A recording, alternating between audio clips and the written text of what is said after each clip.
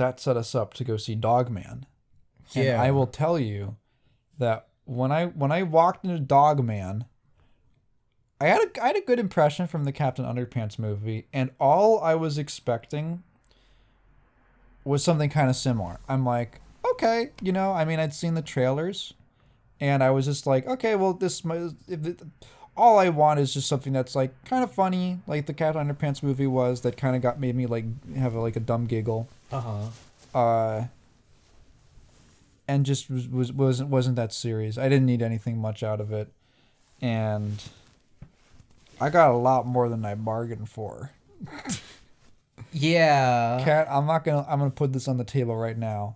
I got a little teary-eyed watching Dogman. Did you? I did. You didn't say that shit when you left the theater. I was a little. I was a little embarrassed. Is it because we were around people, around my Yeah. friends? Oh, it's funny. I was like, I can't tell them I cried a little at Dogman. I didn't even see you. Well, maybe because I was Because you were crying. No, I wasn't. Am I the only one who cried at Dogman a little I think bit? you were the only one. I thought it hit kind of hard. Okay. Oh, real quick, because I wrote in the notes. Oh, right. This is the first time I've ever gone to a movie and there was an animated short ahead of it. And I kind of wish that more movies did that. And I don't know why they stopped doing that shit. I don't know. Like it was for the bad guys, which I knew basically nothing about. Yeah, so I guess this is just made to promote the fact that there's a sequel coming out later this year. And I just thought it was kind of fun. Yeah, I thought it was a fun there's short. someone who has seen the first Bad Guys. If you like that short, you'll probably like the movie. Oh, okay. It's very much a high energy kind of like send up to like 60s or 70s heist movies. Like Okay. that kind of Ocean's 13 type shit. I thought the like, I don't know, like the comedic timing and the characters were kind of likable. Yeah, I'd say about okay. the characterization of the main bad guys and like the stylish snappy humor is very in line with that first movie. So okay, that's the one about the wolf who finds out he has a praise kink, right? Yeah. Okay, cool. Yes, dude. Kat and I, remember being in the theater for something and we got a trailer for that. Yeah, we did. And there were like children behind us because we were going to see a baby movie that you took me to. It wasn't a baby movie. What was it? It was fucking Spider-Man. But that Baby's included. Yeah. Baby's optional. There was like kids behind us, and the fucking trailer for the bad guys was like, the lady calls him a good boy. Yeah. And like there's a shot of like all his hairs standing up, and he's like, he like comes back to his friends, and they're like, hey, you good? And he's like, whoa. And we looked at each other, we're like, is this movie about him finding out he has a praise king? That's funny. It's not what the movie's about, but you know what? That's close enough. Anyway, I just wanted to mention that because that was like a weird experience. Yeah, I didn't know. I was like, oh yeah, I've never had this before. Yeah, I can't think of any other. No, yeah, I can't think of any movie that had a short before it. Outside of the time we went to go see The Wizard of Oz at the Stanford Theater. I played a Looney Tunes short. They played a Looney Tunes. I'm not gonna count that. That was kind of like a special thing. Yeah. They were probably just doing that because of the because it was just one movie, I guess. 'Cause normally, yeah, that's true. They usually do double features. Yeah. Also, I don't know. It's the Stanford Theater. They do nice stuff like that. Oh yeah. But yeah. Anyway, Dogman. Had you read the Dogman books before this? Not as much as the Cap. I think I only read like one or two. Okay, I hadn't even heard of them. Okay. Yeah, it's still going. I think this thing has like what, 14, 15 books or something like that. There's a lot of, but we went into a Target afterwards. There's more books than Captain Underpants. Really? Captain Underpants only has like 12 books or something like that. This has like 14, it's like 15. the fucking Wheel of Time. Yeah, it is like Wheel of Time of like kids' books. Fucking Brandon Sanderson's Dogman. Well, he finished them. Sorry. He finished Wheel of Time. Well, that's how those books. We're not done with Dogman then. That's Who will Dave Pilkey give it to? Someone. He'd give it to. He's got to give it to. Who's the Diary for Wimpy Kid author? Kinney. Jeff Kinney. He's gonna say Jeff Kinney. Would he even give a shit? Their humors are like way different. he would rise to the occasion, I think. All right. Well, Anyway, what did you think of Dogman? I thought it was pretty much just about on the same level as Captain Underpants. I don't know if I'd say it's better, but I think they're basically like teeter-tottering. I guess it depends on how I feel, but they're both basically on the same level. They're both. This one feels very. I will say this: the one thing that this I'd say have over Captain Underpants is that this movie's humor is like breakneck speed, just like joke after joke after joke. When we saw trailers for this, I was like, okay, well, I felt like I'd seen the whole movie. Yeah. The trailers are like the first 10 minutes of the movie. Yeah, this is like the first 10 minutes. I was like, oh, wait, what's going to happen? And the movie's like, how long is it? Like 80 minutes, 90 minutes? I think it's about like 90 minutes. Yeah, sounds about right. It feels I was longer. talking to one of our friends and I was like, did that feel like it could have been 2 hours? Because so much stuff happened? Yeah, it did feel like longer than 90 minutes. It wasn't long. It didn't feel long in a bad way. It was just like, there was so much happening. Yeah, it felt like that movie could have ended in like 2 different places and it still went for it. Yeah. It was like the Wild Robot. Yeah, how do you release peak back to back? Good job, DreamWorks. Yeah. I really liked this movie. I thought it was really good. When I heard you say it was like a 10 out of 10, I said 10 out of 10. I didn't know if you were joking. I'm dead serious. Now I know you're dead serious. I'm dead serious. I'm like, call me Chris Chan. Because this is dead serious. Someone left a comment on one of my videos that they said, I really like the Chris Chan lighting. It's one of the ones that's more like yellow-green tinted. What video was yellow-green tinted? I don't remember. There's like one of them. There's a few of them. And I've gotten that color scheme. But, okay. So I have like jaundice in it or something. You look like a Simpson. Yeah.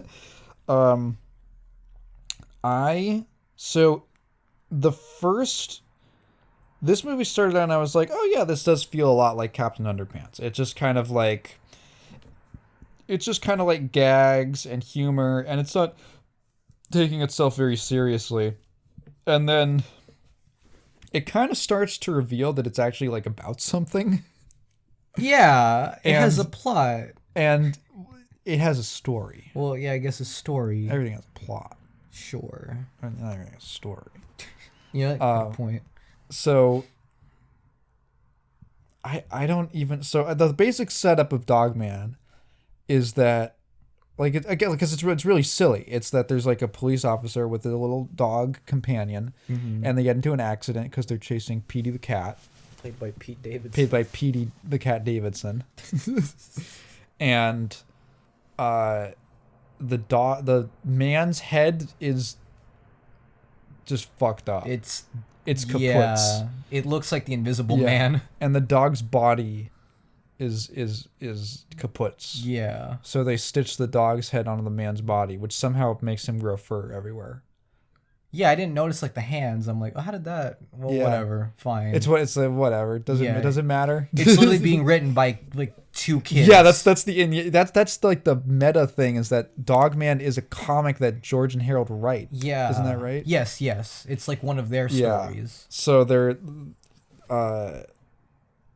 writing about this stuff from like I won't get into the meta thing because the movie never touches on that. Oh no, yeah, they don't touch on the fact that it's not like Winnie the Pooh where they'll have like the author interact with the fictional characters. True. This is just an in-universe story. Is there like there's not like the opening credits where they imply that. Is there like an opening credits where they're like drawing pictures or something? Not them on camera physically, but no. They're never. Okay, I might be confusing that with Captain Underpants. Yeah, I think it's because that's how that one opens. That's how that opens. Like a comic. Dogman doesn't acknowledge the fact that it's a comic. George and Harold themselves make cameos in the movies. If you you have to you pointed that out. You have to like you blink. If you blink, you will miss it. It's like for 3 seconds. It's like yeah.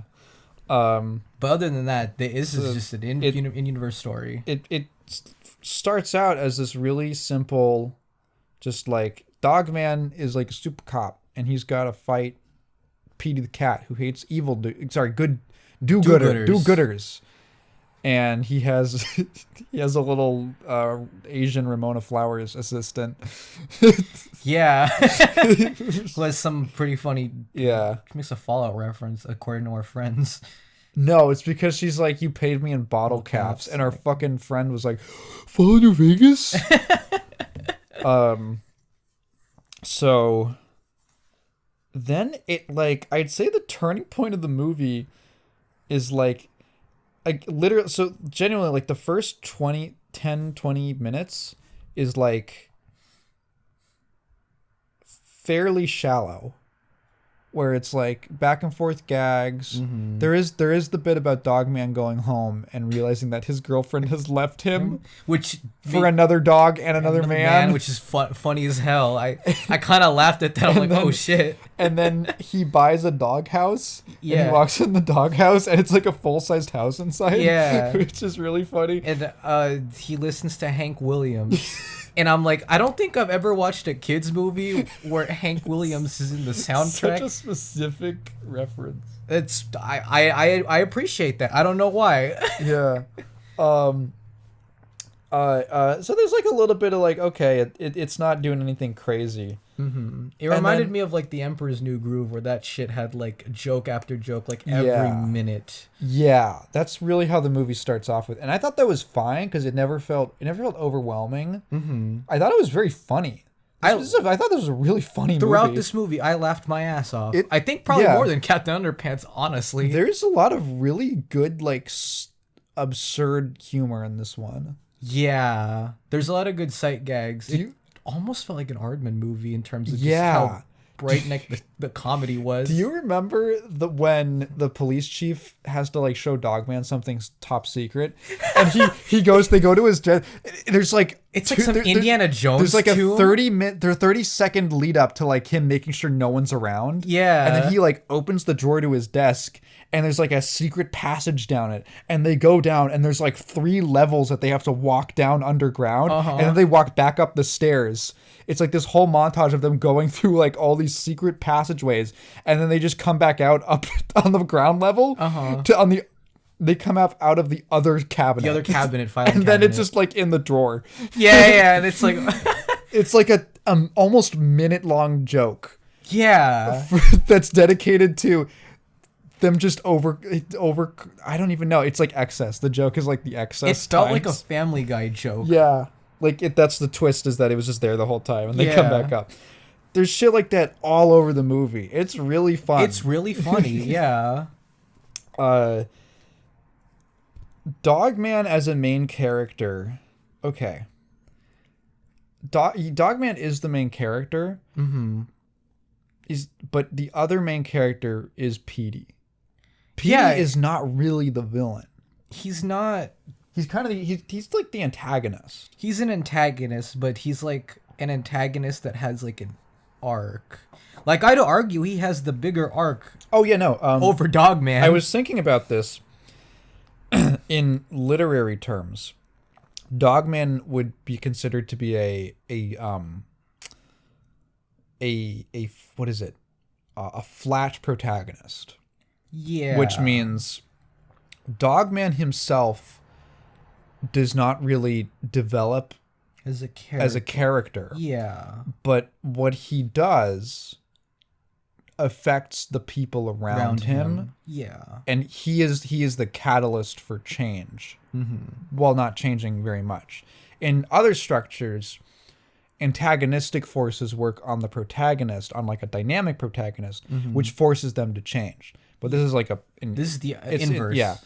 Goku is a flat protagonist. I don't watch or like Dragon Ball, but I can see that. Goku doesn't change at all, but Goku being himself changes other. Luffy is a flat protagonist. That's a good. A lot of shonen protagonists are like that. Does that make Dogman a shonen protagonist? There are flat protagonists in other things, but yeah. I mean, Dogman is kind of you could consider it a shonen. In Japan, you could release it as a shonen manga. You could, yeah. It's a comic book. It's aimed at around that age range. It's like a graphic novel, yeah. So that's so I don't know, man. Like, do you want to get into spoilers for Dogman? The movie's out on like streaming at this point. You should go see it. You should go see it. It's still in theaters, so if you don't have like Peacock or Amazon Prime Video, go see it. So the movie really changes, and the point where I was like, wait, where is this going? Because I'm like, I couldn't tell, like, is the movie running out of, like, what is going on? Is when Petey, so he like fires his Ramona Flowers assistant. Yeah. And he's like, I need someone who's just like me. So he orders a cloning device. But the cloning device, instead of creating a clone that's like exactly him, it's him as a baby. Yeah, and they call him Little Petey. He's Lil Petey. And Lil Petey, maybe it's me, I thought it was very cute. He walks around, he calls him Pop Pop. Kind of remind me of like Anya. Anya Spy Family. Yeah. And he has all these, Petey is like a very archetypal, simple villain character. That's how he starts out as. Mm-hmm. You're presented with this character as he's evil, and he makes up, cartoony evil plots because he hates do-gooders because he's evil. And there's like no depth there at the beginning. And then he has this immediate contrast with Lil Petey, who is suddenly, so you have like Petey, who is archetypally evil, and Dogman, who's archetypally good. Yeah. And then Lil Petey, who's like a blank slate, who is just learning about the whole world for the first time, and has like a childlike perspective, and challenges Petey's perceptions about the world. And I really liked Petey's character arc in this. Yeah, apparently this, like, because I've the one thing I did know about Dogman before going to this is apparently there's a lot of deep emotional. I don't remember what it was, but I saw like one snippet from Dogman that made me go, "Whoa." Yeah, it's like kind of emotional and shit like that. And I saw like a bunch of like those panels. Yeah, and I'm like, oh, is the movie gonna deal with stuff like that? And they do. I was kind of shocked that they did. Yeah, and so essentially you find out that Petey, the reason Petey is the way that he is because his father walked out on them when he was a kid. He took everything and he left, and you kind of come to understand that Petey is the way that he is because that experience embittered him to the world. He's actually... Petey the Cat is actually a lot like Lex Luthor.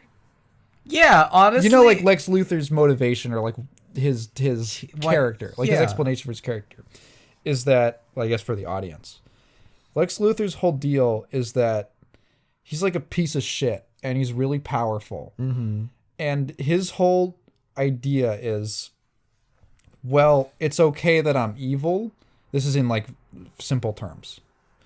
It's okay that I'm evil because human beings are just inherently like that. If you give someone enough power, they will be corrupted, and they will abuse their power. And so for me, I'm just this is just human nature that I'm acting out. And he sees Superman, who's like a god, right, among men, and Superman's like a good person who believes in truth and love and unity and justice, and he's like, he hates that because that proves to Lex that he actually is a bad person, and it's a choice to be evil and to misuse your power. And that's why Petey hates do-gooders. Yeah, is because he like fundamentally is like, dude, the world sucks. Why are you a good... It like completely conflicts with his worldview that someone could just want to do good things and care about other people. And it's so weird. It's like weirdly nuanced. Like he's now like a father to Lil Petey that he doesn't really want to be. And he has like, his impression of a father is someone who just walks out on you. Yeah. And he kind of like repeats the cycle. Yeah, it's almost like, I guess, generational trauma. That's like, yeah, genuinely, it's like, because what he does is he basically like leaves Lil Petey in a box on the sidewalk, and runs away. And he's like, I don't want to deal with it. And Lil Petey ends up getting saved by Dogman and like adopted for a bit. Mm-hmm. And he's actually Lil Petey's all like Rock Howard, where he's the son of the villain, but he gets raised by the protagonist. Dogman's Terry Bogard, and so Petey the Cat, Geese Howard, is why does he want to get Lil Petey back? Was it for leverage or what was it? I think it was leverage or something. Okay. I guess he just finds out Dogman has Is raising Petey, him. and Yeah. he's like, not in my world. Yeah. And there's a part of the movie where Petey invents a robot. It's called, I don't remember what the full acronym is, but it shortens to ADHD. 80, like 80 the number, Yeah. HD, ADHD, and it can like find anyone. That's its thing. Is it can find anyone in the world. Mm-hmm. And Lil Petey tells it to go find Petey's dad, because to Lil Petey he's like, well, you don't know that you were so young, you don't know why he left. Maybe he had reasons, maybe he feels bad about it, and maybe you can just reconnect. And ADHD brings the grandpa back, and the grandfather, it's like, no, that guy is genuinely like an asshole. Oh yeah, Like he really was a piece of shit who did not care about anyone but himself. Mm-hmm. And Petey had a completely accurate reading on him. Mm-hmm. He's more of an antagonist than the actual antagonist, and he's not the main villain. Yeah, I mean, he's more of a villain than the I guess the actual antagonist of the film. Like like if it wasn't for him being a piece of shit, none of this would have happened. Yeah. Like, he was just like a dad to his son. And he's almost like, I don't know, like Ego, I guess. Oh, from Guardians of the Galaxy? Yeah. Yeah, I mean, yeah. Yeah, no, I can see what you mean. That scene when Petey goes, what?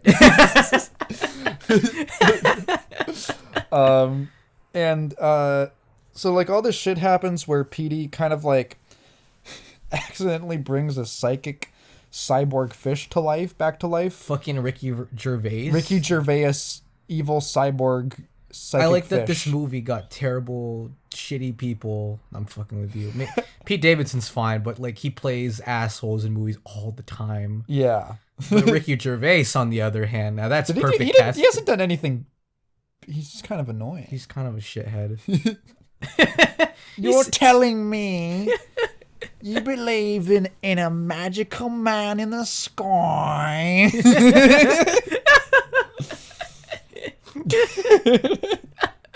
No, but he's good, and he that fish is just kind of like a force of nature. Yeah, you almost kind of Villain. forget he's in the movie until like the last 30 he minutes. comes up to create problems. Yeah.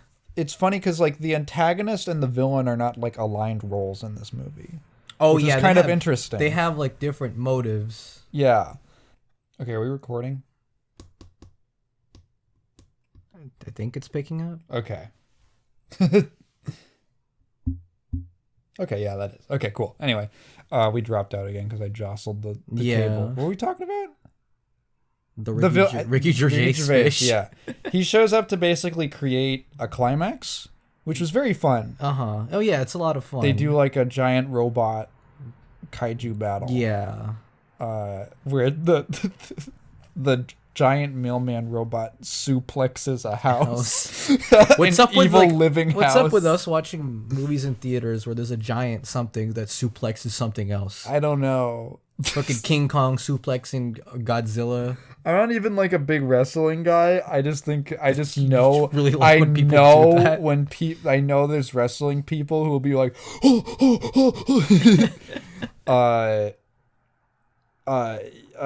yeah, and then it wraps up with Petey. What is it? Oh yeah, so the day is saved. Petey and Dogman work together to take down Ricky Gervais' fish. Yeah. And save Lil Petey from the fish. And then at the end of it, Petey goes back home with little Petey, and turns out that the grandfather has stolen everything out of their house. Can't have shit in OK City. And Petey's like, I can't like raise you. Like there's no beds here. It's literally a completely barren warehouse. So he's like, I guess I'll take you back to Dogman and you can live with him. And I'll just like rebuild my life. And okay, so here's what got me. I think I know what it is, but go on. So there's a scene when Petey is walking, I think first walking, it's earlier in the movie, he's walking Lil Petey to Dogman's house, which is like outside of the city. And Lil Petey is telling about the splendor of the world. And he's like, look at the flowers. And it's like a dandelion. And Petey goes, it's a weed. Oh, yeah. And he says, look at the river. And he says, it's polluted.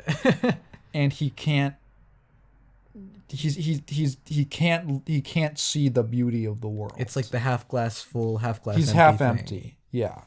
He's a pessimist. He has a negative, he's primed to have a negative worldview.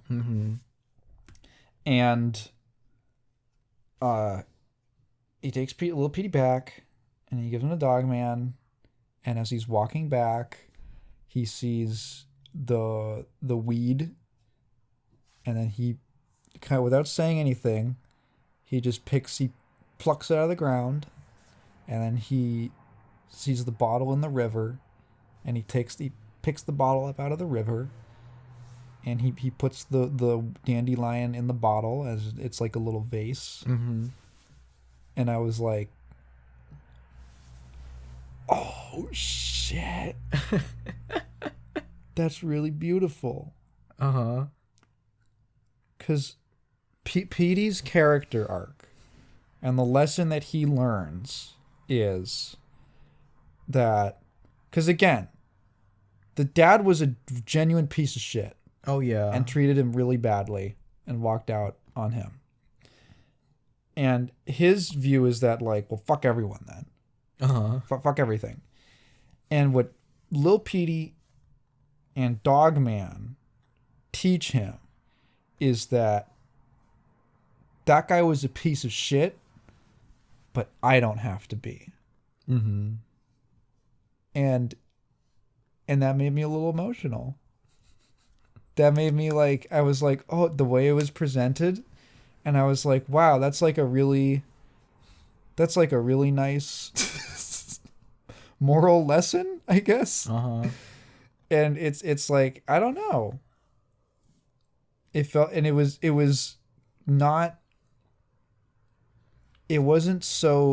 very ham-fisted. It was presented mostly through actions. Very wordless, which I was kind of shocked about. Like it's a very high energy movie. Yeah. And then you kind of get this really quiet sequence. Somber moment. And you see him just through his actions change a little bit. And it's like he cleans up the world around, and not just that he cleans it up, but he also makes something kind of pretty out of it. And I was like, oh fuck. He's like, I don't know, it was powerful to me. Yeah. I'm tearing up right now. Are you? A little bit. This isn't Winnie the Pooh. I'm fucking with you. What's up with these book adaptations fucking with you? I don't know. Maybe it's just there's certain. I mean, I think everyone has certain stories that, like, types of stories that just affect them a lot. Right. Like there's stories that like coming of age stories don't really do anything for me, personally. Sure. I mean, you mentioned that when we talked about the Kung Fu Panda movies. Right. Yeah. You weren't really big on that.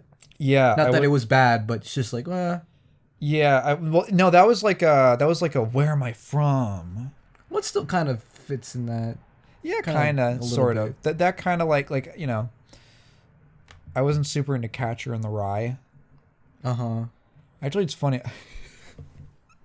I remember when my high school class read Catcher in the Rye, and we were talking about the scene where he orders a prostitute and just talks to her for like 30 minutes. Yeah. And like half the guys in my class were like, What a fucking idiot. He could have got some head. Yeah. What a loser. Fuck you, Holden Caulfield. It reminds me of like that lyric from like Basket Case by Green Day. What lyric? There's a lyric where he says, I went to a whore, but she said I was a bore because I kept yapping and complaining about my life. Like, is that what they're referencing? I mean, maybe. See, what whores want, they want an interesting client. They're like, if you're going to talk my ear off, at least be a fascinating listen.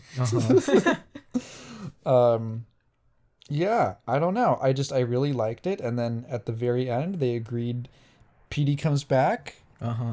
And they arranged to be gay co-parenting dads. Yeah, gay co-parent. We all of our friends in the theater like, said that. they're gay dads. So like he's like, I get to see him on the weekend or something, and I was like, that's really nice. I liked that also that it wasn't a 100% immediate turnaround. It was like, if you're making a movie for kids, it's very easy and it's very obvious to make it obvious. Where a character's like, nope, I have learned my lesson, and they're just changed. And I like that when Petey has his change of heart, it's in a completely private moment. Yeah. And he like doesn't even want to really acknowledge it.